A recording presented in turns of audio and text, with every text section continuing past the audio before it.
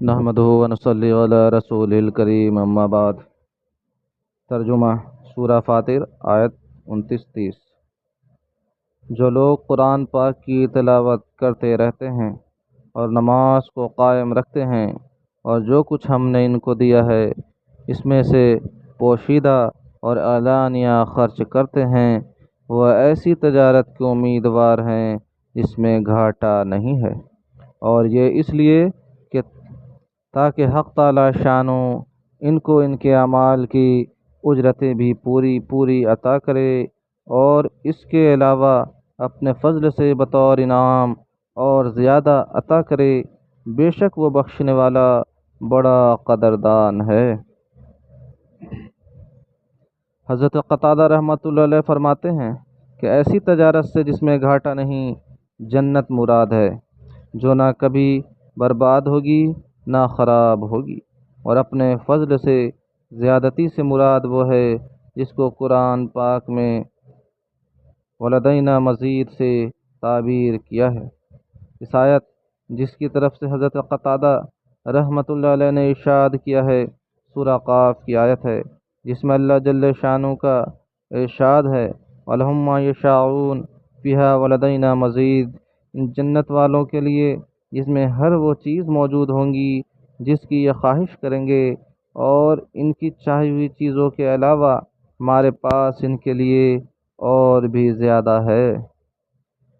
اس کی تفسیر میں احادیث میں بہت سی عجیب چیزیں ذکر کی گئی ہیں جو بڑی تفصیل طلب ہیں، اور ان میں سب سے اونچی چیز حق تعالی شانہ کی رضا کا پروانہ ہے، اور بار بار کی زیارت جو خوش قسمت لوگوں کو نصیب ہوگی، اور یہ اتنی بڑی دولت کسی کم محنت چیزوں پر مرتب ہے، اور یہ اتنی بڑی دولت کیسی کم محنت چیزوں پر مرتب ہے جن میں کوئی مشقت اٹھانا نہیں پڑتی۔ اللہ کی راہ میں کثرت سے خرچ کرنا، نماز کو قائم رکھنا، اور قرآن پاک کی تلاوت کثرت سے کرنا، جو خود دنیا میں بھی لذت کی چیز ہے۔ قرآن پاک کی کثرت کے چند واقعات ابھی گزرے ہیں، اور کچھ واقعات فضائل قرآن میں زیر ذکر کیے گئے، ان کو غور سے دیکھنا چاہیے۔ سورہ شورى آیت نمبر 38۔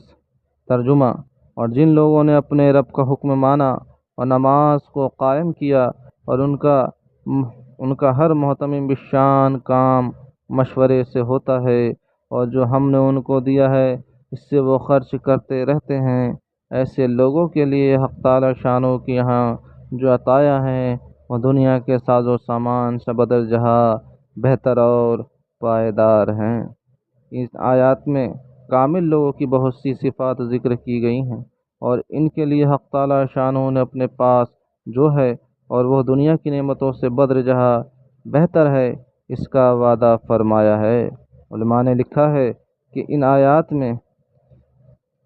للذین آمنوا وعلی ربہم یتوکلون سے بالترتیب حضرت خلفائے راشدین رضی اللہ عنہم کی خصوصی صفات اور وقتی حالات کی طرف اشارہ ہے، اور حضرت صدیق اکبر سے لے کر حضرت علی اور حضرات حسنین رضی اللہ عنہم کے زمانے تک کے احوال سے خلافت کی زینت کی طرف اشارہ ہے، اور اسی ترتیب سے صفت و احوال پر تنبیہ ہے جس ترتیب سے ان حضرات کی خلافت ہوئی، اور ان آیات میں اشارے کے طور پر آخرت میں ان حضرات خلفائے راشدین رضی اللہ عنہم کے لیے بہت کچھ عطایا کا وعدہ ہے، اور الفاظ کے عموم سے ان سب لوگوں کے لیے وعدہ ہے جو ان صفات کو اپنے اندر پیدا کرنے کا اہتمام کریں۔ کاش ہم مسلمانوں کو دین کا شوق ہوتا اور قرآن و حدیث کے بتائے ہوئے بہترین اخلاق کو تلاش کر کے اپنانے کا جذبہ ہوتا، مگر ہمارے اخلاق اس قدر گرتے جا رہے ہیں، بلکہ گر چکے ہیں کہ ان کو دیکھ کر غیر مسلموں کو اسلام سے نفرت ہوتی ہے۔ ان غریبوں کو یہ معلوم نہیں کہ اسلامی اخلاق پر آج کل مسلمان چل ہی نہیں رہے، وہ مسلمان کے جو اخلاق دیکھتے ہیں انہی کو اسلامی اخلاق سمجھتے ہیں۔ اللہ تعالی ہم لوگوں کو کہنے سننے سے زیادہ عمل کی توفیق عطا فرمائے۔